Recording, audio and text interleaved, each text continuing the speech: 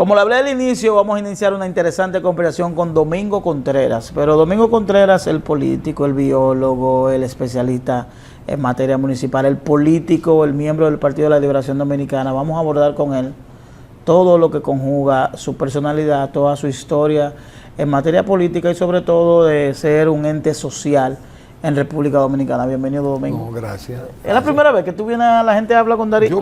Yo creo que sí, Dari. Aquí en este escenario, fíjate que te encontré relajado. Sí, porque incluso yo quise traerte aquí para precisamente generar esta especie de conversación neutral, que no se sienta como el prototipo de una entrevista, sino que sea una conversación. La próxima vez lo vamos a hacer en la terraza de la casa. Sí, no. Me dicen que tú tienes una terraza muy bonita. Sí, estoy cerca del parque y ahora unos samanes que sembré atrás y una palma se han entrado a la terraza. Yo he visto algunas fotos de tu terraza, me dicen que tú tienes una terraza muy bonita. Sí, no, es linda porque tiene esa mirada y ya puedo ver la copa de ese samán espectacular. Ahora lo podaron y entonces se integra cualquier fotografía que uno haga. ¿De dónde tú vienes, Domingo? Yo nací en Restauración. ¿Restauración eso pertenece a qué? ¿A la Espiña? ¿A la Jabón? A la Jabón, del otro lado. El pueblo... Excúsame mi ignorancia geográfica. No, es un pueblo fronterizo realmente. Sí. Por Restauración nace la Cordillera Central. De hecho, por ejemplo, esos aserraderos de Antonio de la Maza son famosos porque nosotros ya de hace 200 años somos una zona forestal, especialmente el pino, una zona natural de las especies de pino, y después se fue constituyendo esa industria, se paralizó por un tiempo y después retornó, y hoy Restauración vive de la industria del pino, que es una industria de economía circular. ¿Por qué? Porque el pino se saca la madera, el acerrín del pino hoy lo van a buscar las empresas que generan energía con biomasa, porque ese acerrín tiene mucho BTU, tiene mucha... Pero aquí es eso, en este país. Aquí, la cácara del pino se vende para ornamental. Sí, para estar los jardines y la cosa. Los conos del pino se le sacan las semillas que se venden. Pero eso es producción, eso la gente lo recoge botado, eso es producción. Es una combinación. No, porque ya los dueños de los aserraderos ya tienen... ya entienden que eso tiene un valor. Tiene un valor. Entonces, el pino es una de esas industrias de economía circular que tiene el país, y nosotros mismos en Restauración hemos visto el impacto. Y por ejemplo, como mucha gente que era ganadero terminó vendiendo su ganado y se dedicó al cultivo del pino, que funciona bajo un sistema de planes de manejo. Es decir, tú siembras los pinos, tiene una vigilancia, te firman un documento y después mandan un técnico cuando han pasado los 15 años para que te haga un plan de manejo, que te dice, bueno... Hay que esperar 15 años para coger un pino. Sí, pero es la primera vez, después ya se convierte en un ciclo cada 2 años. Ah, ok, el primer corte es 15. El primer corte tú esperas los primeros 15 años. Y después cada 2 años cada 2 años. ¿Cuántas tablas tiene? Bueno, depende de la extensión de que tú tengas. Hay gente que hay años que sacan 20 millones de pesos de su producción. ¿Cómo sí, así? No, pero ya Restauración es una zona que ha ganado prosperidad. Pero entonces hay dinero. No, yo he visto algún fenómeno que se ha dado de muchachos que han estudiado antes, se han ido a experimentar a Punta Cana y después regresan a Restauración. Me llama mucho la atención porque la gente... ¿Van a trabajar, como a acumular? No, algunos son de familia que tienen... ¿Y a qué van a Punta Cana? No, van, por ejemplo, un muchacho que estudia administración. Ok, vaya hace un tiempo en su carrera y después... Y después se va y emprende un negocio de restauración. Pero yo antes escuchaba, ya casi no te escucho, hablando de una comunidad llamada Río Limpio. ¿Esa es la comunidad tuya? Mira, Río Limpio es donde nace el Parque Nacional Loma Nalga de Maco. Okay. Yo eché mis primeros 6 años en un campito que se llama La Rosa, que mi papá era el profesor ahí. Fue profesor en Río Limpio. Entonces, yo tomé en comanejo casi por 15 años el Parque Nacional Loma Nalga de Maco. Y es una comunidad muy particular porque es la zona intramontana. Tiene un valle como Tireo, cuando uno está llegando ahí a Constanza, pero como es una zona que se volvió de agricultura orgánica. Aquí vino un americano, se llamaba Carlos Finley, y creó una escuela de agricultura orgánica. Fíjate que la República Dominicana es líder en banano orgánico, cacao orgánico, café orgánico. todo eso nació ahí, en esa pequeña... Pero son influencias de fuera, No, de esa persona. Nació de fuera, él era de origen norteamericano, generó esa escuela ya se oficializó. Hay estudiantes que vienen de la misma región, pero también vienen de otra parte. También van estudiantes también de nacionalidad haitiana, siempre hay en esa escuela. Pero esa escuela le da personal a los productores de bananos de la línea noroeste y a los productores de cacao de todo el país, porque digamos la certificación de cacao orgánico se extiende a toda la zona productora de cacao del país. Y realmente, pero también, tú sabes que como un tema de salud que ha crecido con el tema de la agricultura orgánica, por ejemplo, todo el tema de la apicultura que es tan importante, que el rol que tienen las abejas, sí, en los procesos de polinización. De hecho, muchas de las cosas que comemos, más del 90% proviene del proceso de polinización, desde las gramíneas, el arroz, muchas de las frutas, dependen de que las abejas se unten en su pata el polen, okay, y vayan, correcto, y vayan y la lleven para inseminar, fertilizar ese intercambio que se da. A veces ocurre por el viento, pero el mayor efectivo del sistema es la presencia de la abeja que construye esa... En todo el planeta, las abejas...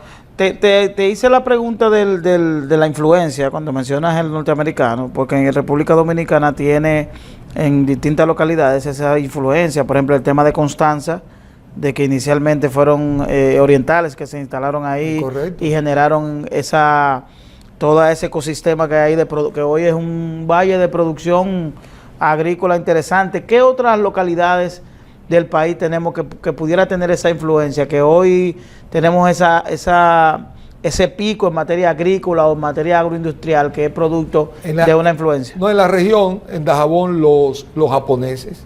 Trujillo, que fue un tema de dominicanización de la frontera, como Trujillo le llamó a ese plan, y trajo nacionales de diferentes partes. Dajabón, el arroz, la familia japonesa en la vigía, en esa zona fueron fundamentales para que Dajabón se convirtiera en una de las zonas productoras de arroz del país. Por ejemplo, lo que tuvimos la oportunidad de estudiar en el Colegio Loyola, bueno, tuvimos compañeros también... Necesariamente Loyola siempre ha tenido como esa influencia agrícola. Sí, es una de las principales escuelas agrícolas del país, junto con los salesianos. Y después ya vino ISA. ISA en Santiago. En Santiago. Son los grandes centros. La UAS tenía también una escuela potente de ingeniería agronómica y la UNFO. Sí, en Gombe. En Gombe. ¿Ha disminuido eso, el estudio de la agrimensura y de la agronomía? Sí. Ya sí. Uno como cuando ¿qué tú estudiaste? ¿Agrónomo? No hay agrónomo. No, ahora de nuevo ha regresado porque la agronomía cambió su manera de ser. Cuando nosotros estudiamos agronomía, 80-84, aunque éramos hijos de productores y algunos de campesinos, como la primera inspiración era trabajar como No hay un capitaleño que haya estudiado agronomía. No hay, lo hay. Ahora, pero es una influencia de personas que provienen del campo. Pero sin embargo, eso ha cambiado ahora. Ahora, un agrónomo, yo mismo decía, ese pensum tiene que cambiar. Porque ¿qué resultó? Que la mayoría de los técnicos agrícolas que dan asistencia a la producción provienen de las empresas que venden productos. El sistema de extensión y de acompañamiento agrícola cambió de aquel sistema de Hipólito Mejía, de extensión agrícola, que lo proveía el Estado. No es que no existe, pero hay un vínculo más estrecho entre los vendedores de pesticidas, de abono, de semillas. Que necesariamente tienen que conocer. Correcto, y garantizar con el productor. Y los agrónomos poco a poco se convirtieron en empresarios agrícolas. Okay. Yo lo miro hasta con los compañeros míos que estudiaron conmigo, o mi hermano, que es también de una promoción posterior, son todos, se movieron a ese campo de convertirse ellos en vendedores de productos vinculados a la producción agrícola o en empresarios que ellos mismos atienden su producción. Tú naciste en restauración, te formaste en restauración en términos de la educación básica y regresaste aquí adulto. No, me fui a estudiar a Dajabón, en el Colegio Loyola, y entonces ya después... a la universidad llegaste a Santo Domingo. Vine a estudiar iba a decir República Dominicana. Sí, vine a la Universidad Autónoma de Santo Domingo. A estudiar agronomía. No, vine a estudiar biología. Pero ¿y de dónde te sale eso? Porque yo te pregunto porque tú dices, bueno, biología, ¿y cómo se implementa biología en República Dominicana? ¿Para dar clases? ¿Profesor de biología? No, mira, en realidad... Es decir, lo que te quiero ver cómo nace en ti, independientemente de la naturaleza y de que obviamente ese contacto con todo ese ecosistema donde tú te desarrollaste, pero siempre las carreras uno la va vinculando a como dónde la va a implementar, sí, hacia dónde uno quiere ir, cómo uno se quiere ver en el futuro. Mira, la agronomía parecía un hecho natural, pues yo siempre estuve vinculado a temas de ordeñar vacas hasta producir. Sí. Nosotros restauración era una zona pinera y cafetalera, de modo que nuestra familia siempre tuvo cafetales, trabajó con el campo, pero la motivación, yo siempre lo digo, se llama Carl Sagan, es un científico de la NASA que era uno de los primeros divulgadores de la ciencia. Creó una serie que te estimuló a ti. Yo vi una serie, fue una Semana Santa. ¿Por una serie en qué año? Debió ser en el 79. ¿Por dónde tuviste esa serie? En Color Visión. En Color Visión. Pero no me pasó solo a mí. Yo tendría 13 años por ese tiempo. Y cuando esa serie capturó a una generación, yo he visto otra persona contando. ¿Cómo llamaba? Carl Sagan. Carl Sagan. La serie se llama Cosmos. Cosmos. Era como la primera vez que alguien hablaba del universo, porque él trabajaba en la NASA. Y enseñaba en una máquina, él se montaba en una máquina del tiempo a enseñar un viaje desde el origen de la Tierra hasta las exploraciones científicas que la NASA había hecho, de la visita a la Luna, la visita... Y tú dijiste, bueno, ¿y a qué se parece esto? Bueno, voy a estudiar biología. Biología, eso me apasionó y yo dije, ¿qué yo puedo hacer que se parezca a esto? Entonces cuando fui a estudiar a Loyola, en Loyola había una biblioteca maravillosa, potentísima, pero además, para que tú veas cómo es la vida, ya nosotros teníamos varios académicos importantes, el padre Seferino Ruiz, que era doctor en química, que había sido compañero de Baldor en La Habana, él había sido profesor de Fidel Castro, de ese grupo de Jesús. ¿De Baldor el de álgebra? Correcto, porque Baldor era abogado y matemático, pero era sobre todo, su formación era de abogado. Había muy buenos químicos, entonces allá fue George, un profesor, estaba en año sabático, era matemático y trabajaba en la NASA. Nosotros estábamos en el último año de Loyola. Y entonces... Vamos para la universidad a estudiar biología. Y claro, con él fui un poco explorando las posibilidades que yo tenía. Y después estaba ya Cousteau. Sí, en la exploración de marina. Entonces, esas cosas se unieron para yo decir, bueno, yo quiero ser biólogo marino, por aquí está como la pasión. Y ahí tú viniste aquí. Entonces, ¿cuál fue la experiencia cuando tú te encontraste? Ok, tú viste esa serie, todo fantástico, y tú te encuentras con esta realidad de la Universidad Autónoma de Santo Domingo versus lo que tú querías ver. Entonces me fui conectando, porque mira cómo es la vida. Estaba Fidel Herr, que era el profesor de zoología nuestro, que había trabajado con Jacques Cousteau. Ay, mi madre. Y eso lo hizo esa historia ya. Claro, yo llegué aquí. Él tenía su laboratorio de todas las especies de zoología. Eso era muy apasionado para nosotros, para jóvenes que veníamos, que ya teníamos esa pasión. Y estaba ya paralelamente Eugenio de Jesús Marcano, que tenía ahí cerca de la imprenta de la universidad, como debajo de un sótano en medicina. Él tenía ahí un lugar, un herbario, donde él hacía exploraciones, pero Marcano era una persona muy afectivo, conectaba mucho y era un genio de la ciencia. Entonces, en todo eso era muy entretenido para nosotros, ya conectados a nuestra realidad, como botánico, como zoólogo. Y después ya yo me encontré con Idelisa Bonelli de Calventi. Ay, mi madre, comenzaron a cultivar en ti. Sí. Qué bien que tú tomaste esa decisión. ¿Cuántos estudiantes habían de biología contigo? No, éramos 17 estudiantes, digamos, en mi promoción. En total, yo creo que llegábamos en ese... 10. No, éramos 40 estudiantes en total en la carrera, porque hoy la carrera cambió. Hay más de 300 estudiantes de biología. Hoy. Digo, sí. Los biólogos tienen un enorme campo, pero además que los estudiantes de biología consiguen muchos programas de maestría y doctorado fuera del país y muchos de ellos se terminan quedando en equipos de investigación en cualquier parte del mundo. ¿Y dónde trabaja, por ejemplo, un biólogo graduado? ¿Dónde trabaja en tu tiempo? No ahora, no, porque ahora ya hay más campo. Antes podía trabajar en el botánico, en el zoológico, en el Museo de Historia Natural, era profesor en las universidades, en el área en agricultura había un departamento de servicio a la naturaleza que después se convirtió en la ley en el Ministerio de Medio Ambiente y ya después con todos los estudios de impacto ambiental. Ya la historia cambió totalmente. ¿Y cómo coinciden la política y la biología? Partiendo de que la biología es algo ya más sensible, más sublime, no es tan agresivo como la política. ¿Cómo convergen esas dos actividades? Porque había un área social mía. Yo formé con unos compañeros nuestros del pueblo, la Asociación de Estudiantes Universitarios de mi pueblo.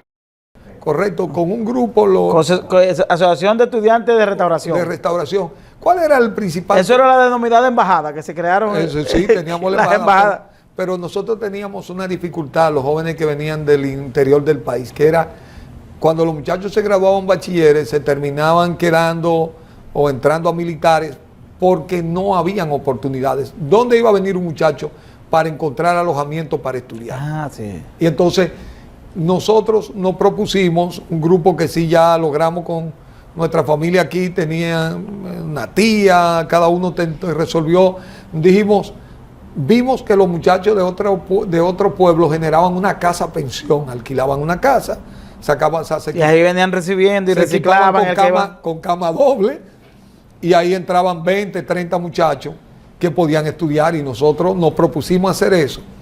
Y una cosa me llevó a la otra.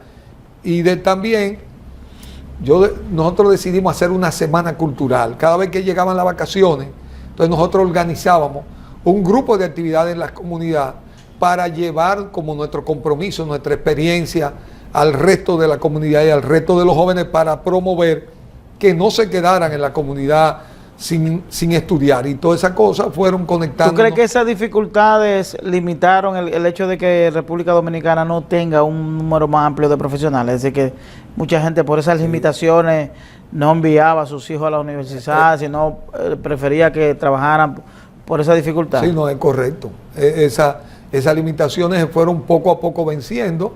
Hay personas, fíjate, que después que llegaron los sistemas andragógicos de la Universidad de la Tercera Edad, la Universidad claro, muchas personas que siempre tuvo el anhelo de ser una carrera, se hicieron profesionales después de los 50 años, habían tenido que organizar su familia, hacer una vida, pero no habían tenido la oportunidad de cultivar una carrera como era su deseo, y muchos lo han podido realizar en esta etapa.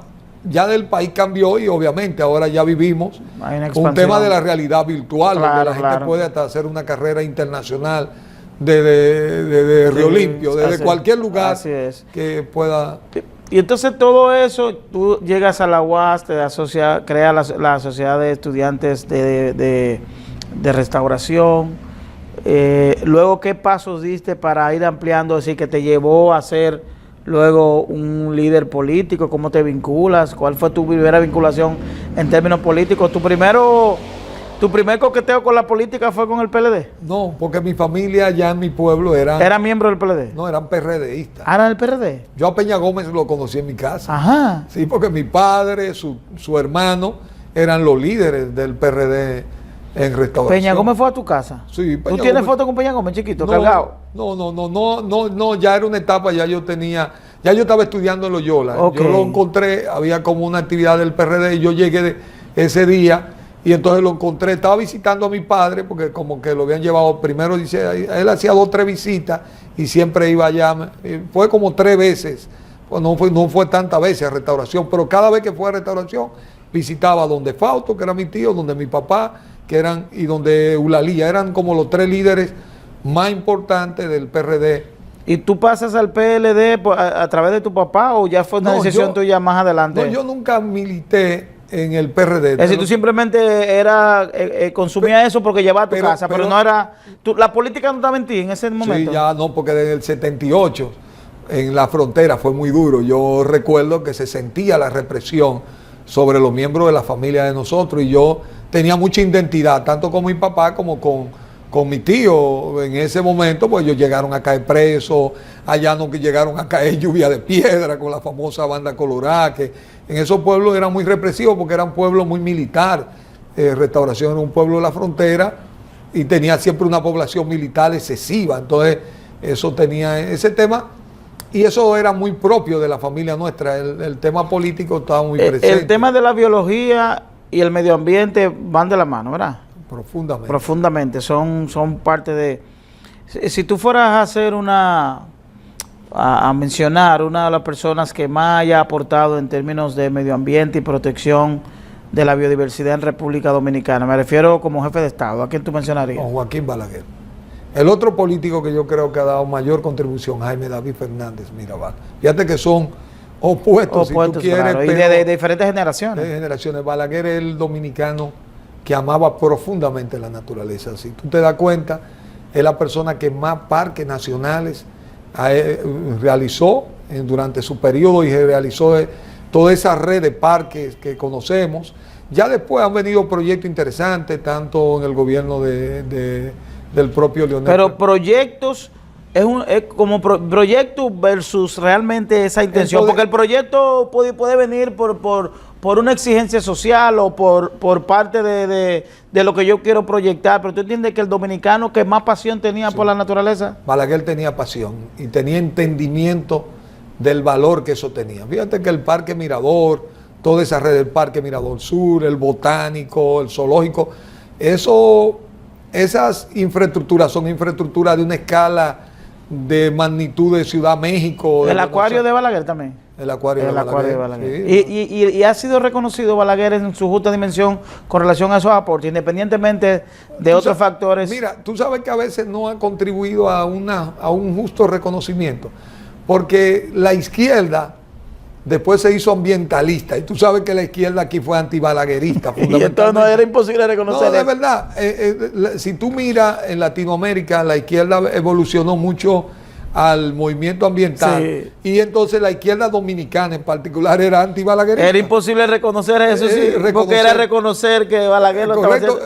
Se habían tenido que reconocer casi como miembros de una misma causa en lo que tenían que ver con la protección medioambiental. Además de ese, aprovechando que estamos hablando de Balaguer, además de ese aporte, ¿qué otro aporte tú lo reconocerías a Balaguer en términos generales?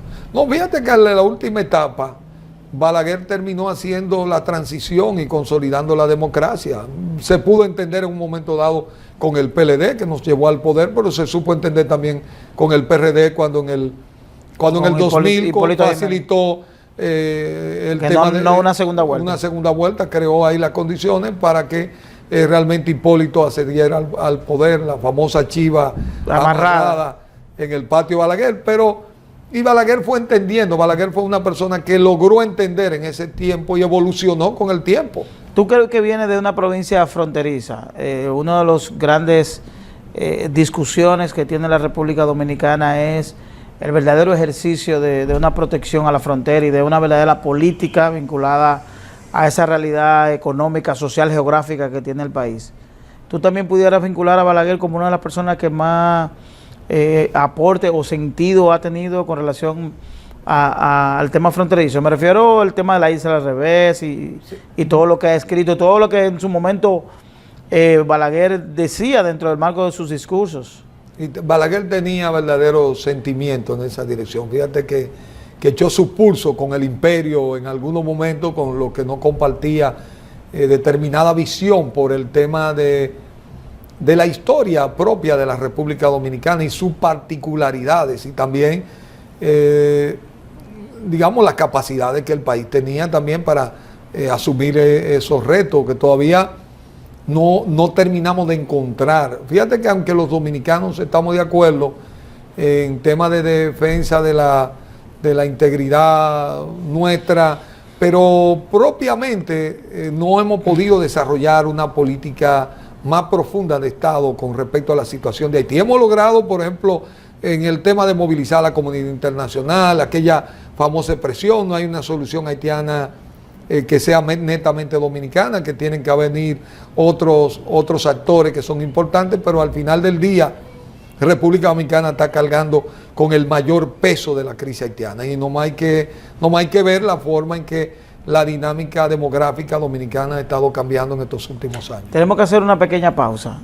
Luego de la pausa, yo creo que hablemos sobre tu incursión en la política, sobre cuál ha sido tu primera participación, cuál fue tu primera participación en términos electorales en política y sobre todo las posiciones que tú has tenido tanto en el área municipal como en el área gubernamental. Me refiero a tu paso por el Ministerio de Medio Ambiente, que muchos dicen que tú eras el ministro, aunque no eras titular.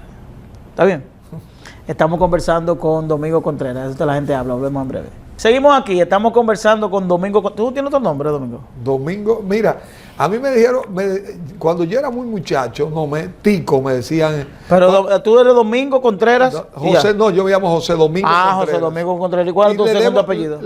Guerrero. José Domingo Contreras Guerrero. Le debo ese nombre al padre Espada, porque yo hasta cuando llegué al colegio Loyola, me llamaban por mi apodo de mi pueblo y él me dijo. ¿Tico te decían? Tico, ese era como el apodo. Soy Dominguito, ¿no te decían? No, mi abuela sí me decía Cheito.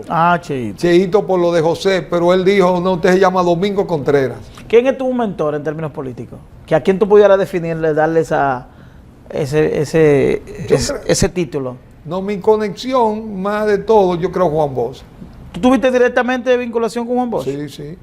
Es decir, tu paso por la política inicia con Juan Bosch. Tú no tuviste un intermedio, una persona que te dijo, que vio en ti esas luces y dijo, mira, este muchacho. No, nos organizamos. Por ejemplo, ¿cómo yo llegué al PLD? Yo vivía en Cancino primero. Uno de los Cookie era escolta de Juan Bosch. Pero ahí los muchachos comenzaron a hablar con todos los muchachos que yo jugaba ahí, que me identificaba, que comencé a desarrollar una buena relación. Ocurrió que todos eran del PLD y formaron como era un CTP, me invitaron, como que me gustaba lo que me estaban hablando. Pero al mismo tiempo ocurrió en paralelo que el PLD estaba formando su grupo estudiantil en la universidad, que era Vanguardia Estudiantil Dominicano. Y como que esas dos cosas se unieron. Y yo le conté que yo era directivo, que era el secretario general de la Asociación de Estudiantes de Restauración. Yo estaba más pensando todavía en mi pueblo y en la universidad, que estudiaba biología, comenzaba a involucrar en eso y después ambas cosas se unieron y yo pasé a ser parte del grupo estudiantil del PLD. ¿Tú fuiste el primer presidente de la Asociación de Estudiantes No. Me refiero que viniera del PLD? No, fue Ramón Valerio. Nosotros participamos en las primeras elecciones, que fue en el 86, yo estaba muy recién llegado a la universidad, ganamos esas elecciones hasta el 88. Fuimos una segunda y la perdimos, y entonces a mí me tocó en el 90 ser el candidato a la presidencia de la Federación de Estudiantes Dominicanos por el grupo estudiantil del PLD, y entonces ganamos. Pero ya, como desde el 88, en los próximos año y medio yo pasé a ser secretario general del grupo estudiantil y como secretario general ya teníamos una relación muy directa con Juan Bosch, porque éramos como, yo de hecho fundé la juventud del PLD, porque era como el brazo de la juventud. El PLD no tenía una juventud PLDista para las elecciones del 86, pero sobre todo para la del 90, nosotros nos convertimos como en lo que accionamos. Yo recuerdo que Sergio Valga, todo ese grupo que eran, eran parte, correcto, era Michael Miguel, yo me acuerdo de... Michael Miguel era miembro de la Junta del PLD. Matilde Howling, todo ese grupo, el Jay Payano, porque buscamos deportistas, artistas. Ustedes crearon todo una creamos estructura un movimiento de apoyo a Juan Bosch. En el 90 fue una elección muy interesante, y entonces ya yo como que gané ese contacto en el PLD y ya era también... me convertí en el presidente de la Federación de Estudiantes Dominicanos, como en ese momento de la crisis que vivió el PLD después de las elecciones del 90, ya me constituí como en una persona muy orgánica en el entorno Juan Bosch, en el PLD, en el tema de la juventud y comencé a expandir eso al resto del país. Luego, ¿cuál fue tu primera aspiración en términos electorales? No, ya después, mi primera aspiración fue ya la de alcalde en el 90. ¿Tú no has sido otra cosa que no sea aspirante a alcalde? No tuve. Yo creo que sí, que fui una vez, tuve en la boleta del PLD como para un tema de diputado, que me incluyeron como parte, pero... ¿Para llenar cuota fue eso? Yo creo que era una parte de la cuota de la juventud que hicimos, que corrimos después de las elecciones del 2000, corrimos esa elección. Pero tú has aspirado, pero candidato tú solamente has sido una sola vez. Sola vez. Tú a no lo largo de mi historia, yo solo he estado en una boleta una sola vez, en la elección del 2000. ¿Y por qué la gente tiene esa percepción de que tú has aspirado muchas veces? No, porque yo he estado hace muchos años que estoy trabajando. Yo siempre he apoyado mucho a otros y he sido muy activo y además, cuando yo voy a un lugar, yo me lo asumo. Esa es la verdad. Sí, siempre yo. ¿Y entonces ahora tú aspiras de nuevo? Yo estoy ahora en la carrera. Primero a ser el candidato de nuevo. Sí, yo creo que ya eso está resuelto. ¿Tú eres el candidato? Sí, ya eso está resuelto. Eso está resuelto. Sí, es decir, pudiéramos decir aquí que ya yo estoy hablando con el candidato alcalde del Distrito Nacional por el PLD. Eso está resuelto. Yo creo que es un tema resuelto en el PLD. Entonces, el otro tema realmente es que yo, en cada una de las etapas que he participado, en lo particular, aunque siempre también como militante, he siempre sido activo. Yo nunca... Si tú estás tibio, que espérate, déjame posición. Por eso cuando yo digo, hay que promover la alianza, yo no soy de lo que se quede y dice eso bajito, sino que yo... ¿Tú estás de acuerdo con una alianza? Claro, yo creo que... ¿Y con quién tú crees que se debe aliar? Por ejemplo, si te dejaran a ti la decisión, ya tú eres el candidato a alcalde, y te dicen, Domingo, vamos arriba. ¿Qué hay que hacer para ganar? No, yo me armo un frente opositor. ¿Pero a Miguel Vargas, la Fuerza del Pueblo, a Peñaguaba, todos los partidos. Tú invitas a toda esa gente, vengan para acá. Todo el que no esté apoyando al PRM, a Luis, yo lo busco, a Minú Tavares. Partiendo de tu experiencia y de que tú conoces a ambos líderes, tanto Danilo aceptaría como Leonel una alianza, es decir, porque una cosa es lo que yo nunca he escuchado a Danilo hablando de eso, ni a Leonel tampoco.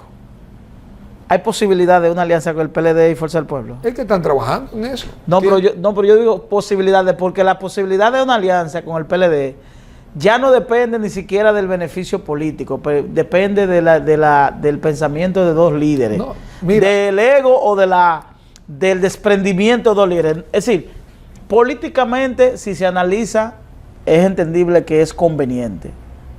Sí. Es decir, eso no es un análisis, pero eso no se ha dado, no se ha materializado por la decisión de dos líderes. Pero los líderes tomaron una decisión. ¿Cuál? Su partido, crearon una comisión. Sí, pero porque dicen, vamos a hablar con el alcalde de que sé yo dónde, y no hablan de aquí. De donde hacen los cheques. No, pero también esta es parte de la discusión. Lo es aquí, lo es Santiago. ¿Tú no eres parte de la comisión? No, porque no puedo ser juez. No puedes ser juez y parte. No puedo ser juez y parte. No puedes mandar a alguien a que sea parte de la comisión, que tenga el interés de que eso ocurra y que a la vez tenga la posibilidad de ser candidato. Las alianzas son siempre difíciles, pero han estado a lo largo de la historia por temas estratégicos. Digo, si se lograron juntar Balaguer y Juan Bosch. No, pero se lograron juntar en una mesa Winston Churchill, Franklin Delano Roosevelt y José Stalin. Sí, pero no te vayas yo te digo. Te lejos, Balaguer y Peña Gómez. No, porque esa Balaguer y Juan Bosch. Eso era la madre del play. No, aquella. Lo que te quiero decir. Porque a mí me dicen, tú que estuviste cerca de Juan Bosch, que independientemente de todo, Balaguer, Juan Bosch y Peña Gómez tenían ya en sus actividades personales tenían buena relación. Es decir, aunque en política, pero tenían buena relación. Incluso se llega al punto de que en Balaguer y Juan Bosch tenían una relación y que Juan Bosch como que induce a Balaguer a la política. Yo creo que hay un episodio de la historia, en un momento dado, Juan Bosch le invita a Balaguer a que se vaya a la oposición a Trujillo. Claro. Y aquel cuento que Balaguer dijo que me estaba debajo de la mata esperando que se cayera. Sí. En una de esas figuras.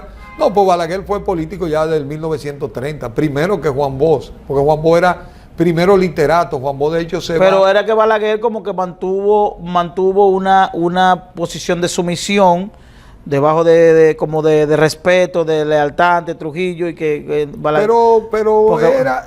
Pero también tenía sus particularidades. Fíjate que Balaguer, por su propia característica personal y su rumbo, Balaguer nunca lo viste en una fiesta, Balaguer nunca se involucró. Que no bebía romo ni nada. No, nunca fue a ninguna de esas. ¿Juan Bobo se daba su...? No, tampoco. No bailaba ni nada, ni se daba su copita. No, Balaguer, fumaba, sí. Juan Bobo fumaba, se podía tomar mínimo una copita de vino puntual, no eran personas apasionadas. También el hecho de que los dos dedicaron mucho de su tiempo de su vida a la literatura. Sí. Porque Peña Gómez no bebía tampoco. No, tampoco. ¿Tú no bebes? Yo una copa de vino. Baila, ¿qué tú haces? Bailo. Sí, tú bailas. A mí me gusta el son, me gusta ¿el son te gusta? El merengue. ¿Y escuchas dembow?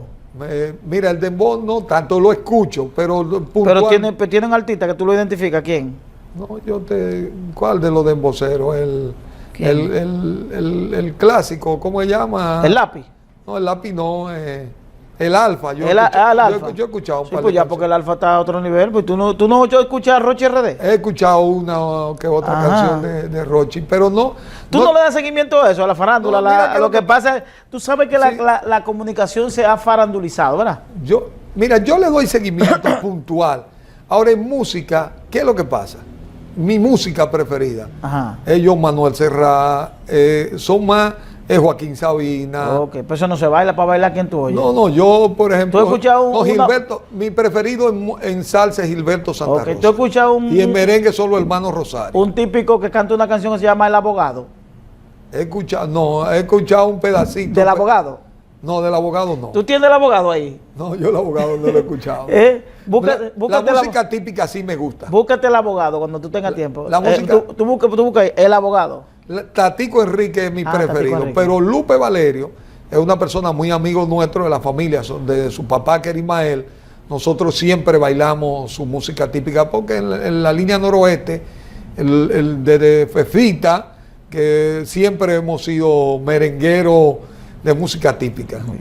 Y me gusta. ¿Esta sería tu última? Y por ejemplo, Juan Luis Guerra. Yo creo que Juan Luis coronó nuestra generación y yo he sido muy amigo de Sergio, que es más de la familia. Y de una trayectoria. No, y Quinito Méndez, mi hermano. Quinito. Quinito siempre lo ha sido. Entonces, yo he estado, por ejemplo, Víctor, teníamos una relación. ¿Quinito te sacó una canción a ti? Así es. Domingo. De lo mío.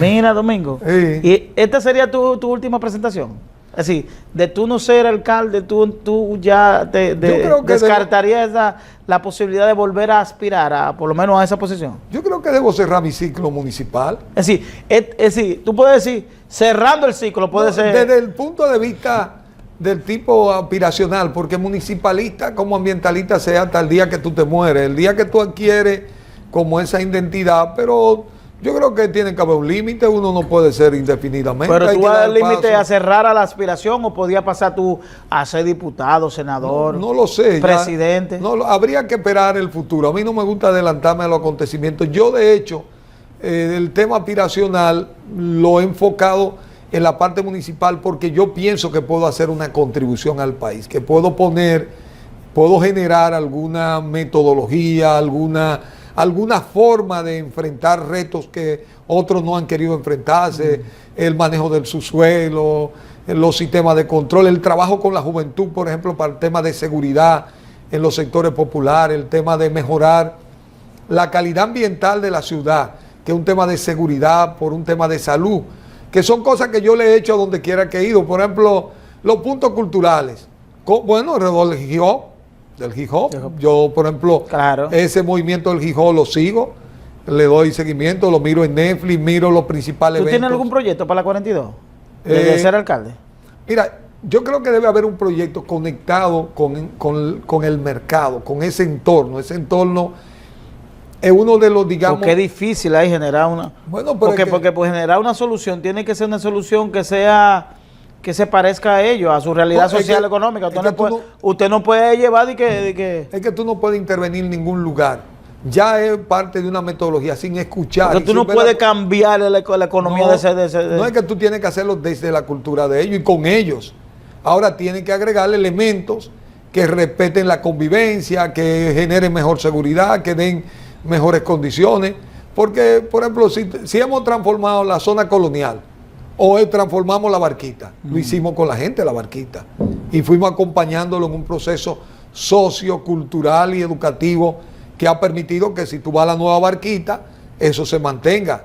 O el nuevo Domingo Sabio, que es esta avenida de Los Guandules, La Ciénaga, esa transformación tú no lo puedes hacer fuera del liderazgo social y comunitario. Yo siempre hablo, cuando tengo la oportunidad de hablar contigo, de que, obvio, que teníamos una conversación fuera del aire donde abordábamos que independientemente de que ya antes se haya dicho lo de tu propuesta, hay una nueva generación que obligatoriamente hay que refrescar, hacer un refresh de eso. Pero hablando de tu propuesta, es una propuesta conocida, a ti nadie te cuestiona la posibilidad de que tú puedas o no aplicar lo que has dicho porque te has preparado para ello.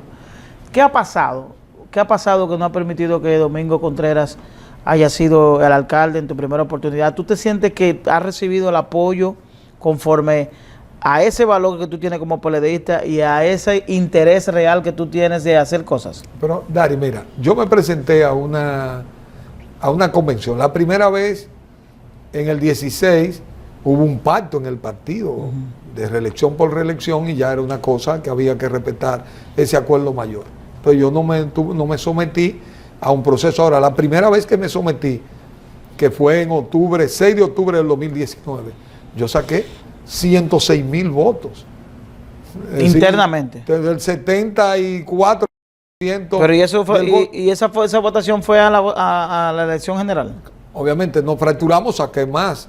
Lo que te quiero decir, alguien que recibe el apoyo en una ciudad de más de 100,000 votos cada vez que se presente.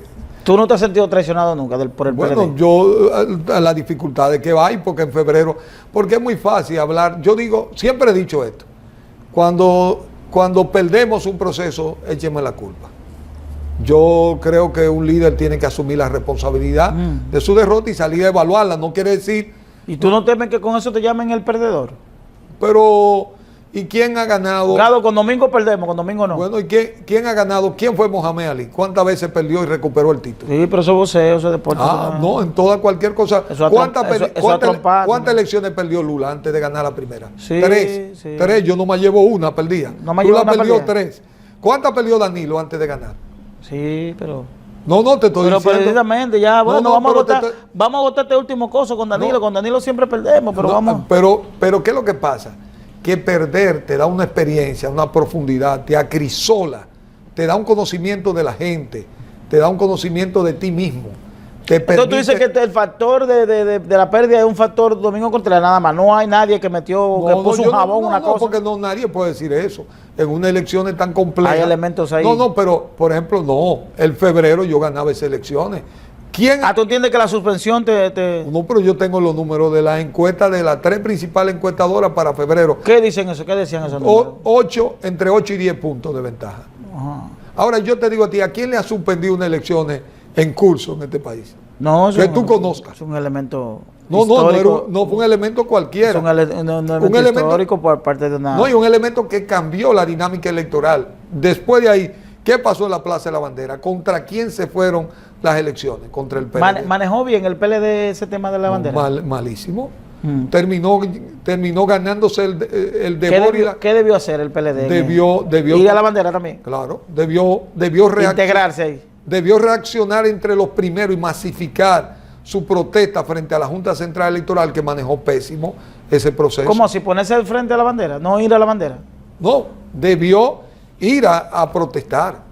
Y debió, porque era uno de los afectados. Porque yo te pregunto a ti, ¿cómo después de haber hecho la tarea, de haber llegado ahí, de pronto te suspende la elección y tú pasas a ser como que una elección que tú vas a ganar, parecería ser que tú la conspiras contra ella porque quieres revertir un resultado que esté favorable?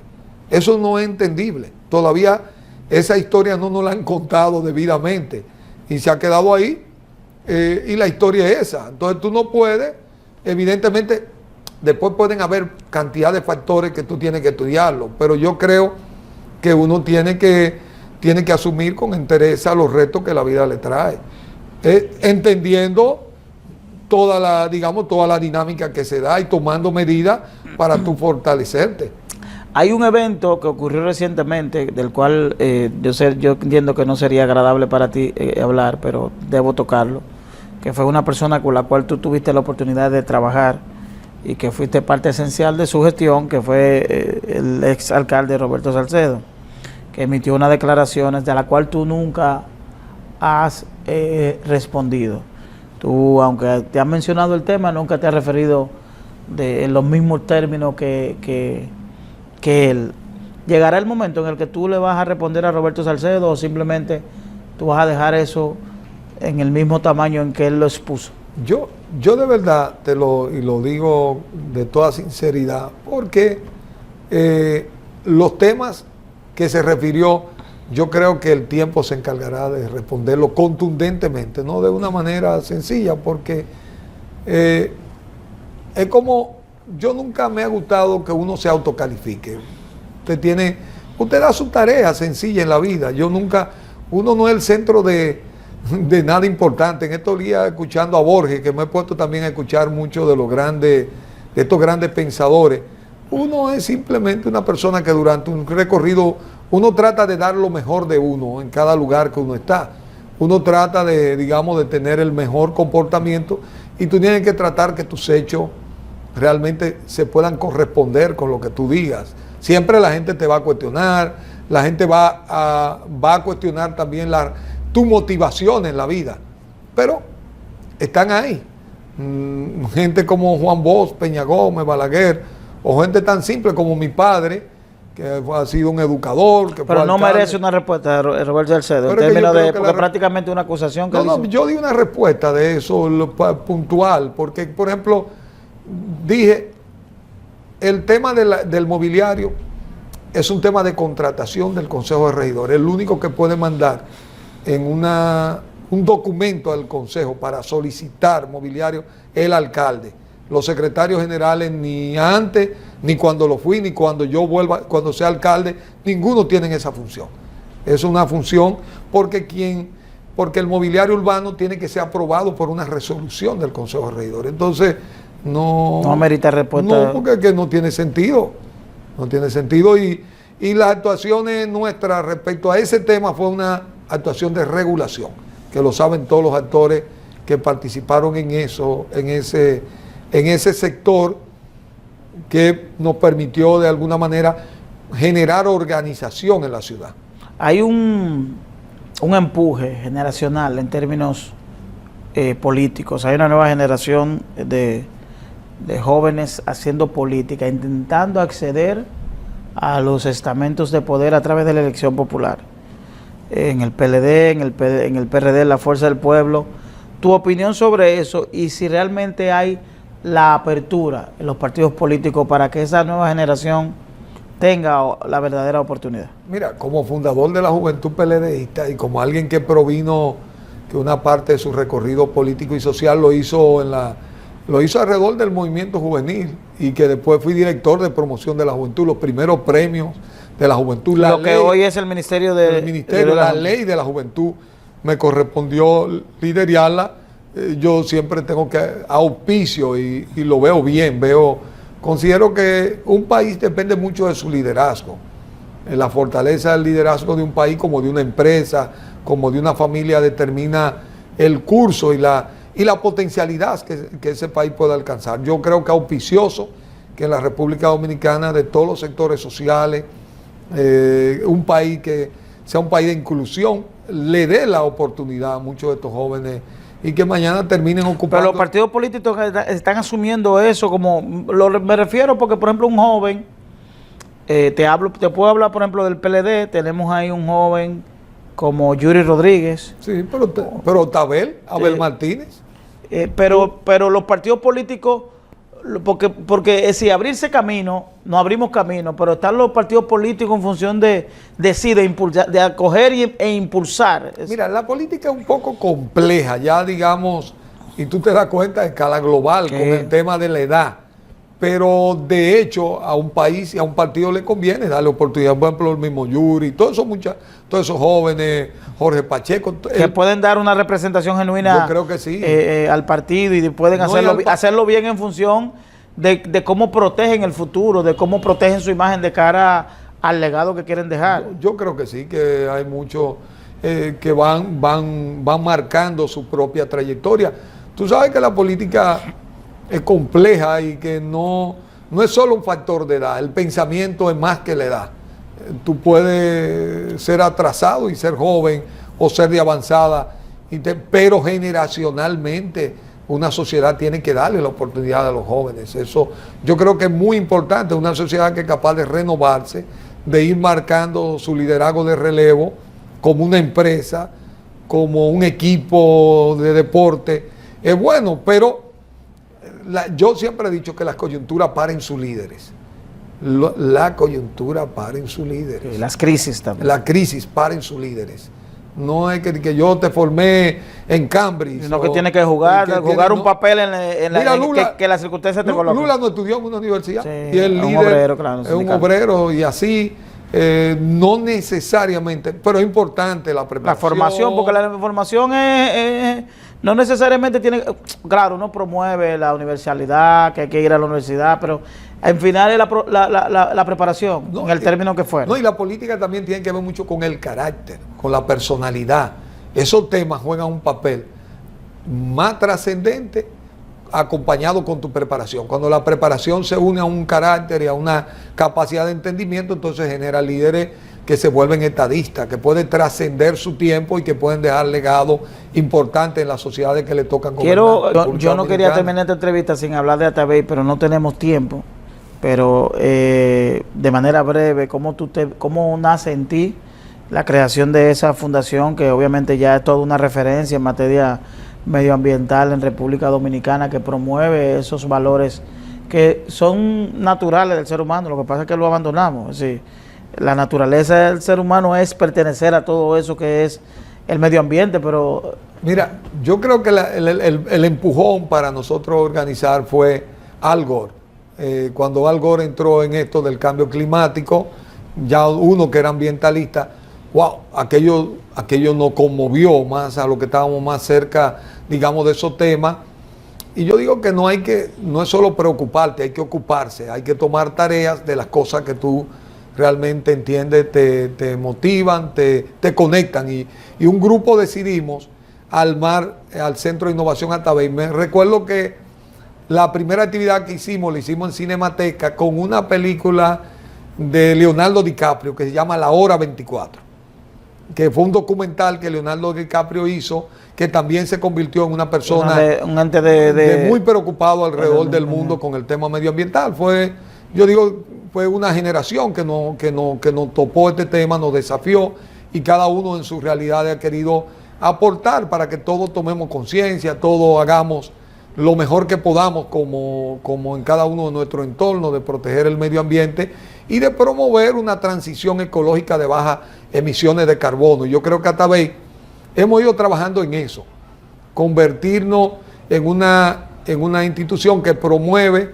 organizaciones sostenibles de bajas emisiones de carbono y la protección de la biodiversidad y el reconocimiento a la gente que trabaja por el medio ambiente con los premios Atabey. Gracias, Domingo. De verdad que es muy interesante siempre conversar contigo, porque podemos abarcar no solo el tema de la política, sino que hay toda una construcción social en ti, es decir, que promueve valores que pueden permanecer al margen de que ganes o no una contienda electoral, y eso yo creo que es lo importante. No, gracias. Desearte gracias, que tenga éxito en la aspiración y que continúe, porque como quiera, aunque tienes tiempo en la actividad política, eres joven todavía y tú tienes mucho que dar. No, gracias, Darío. A ustedes gracias por la audiencia, espero que hayan disfrutado de esta interesante conversación. Nos vemos en la próxima.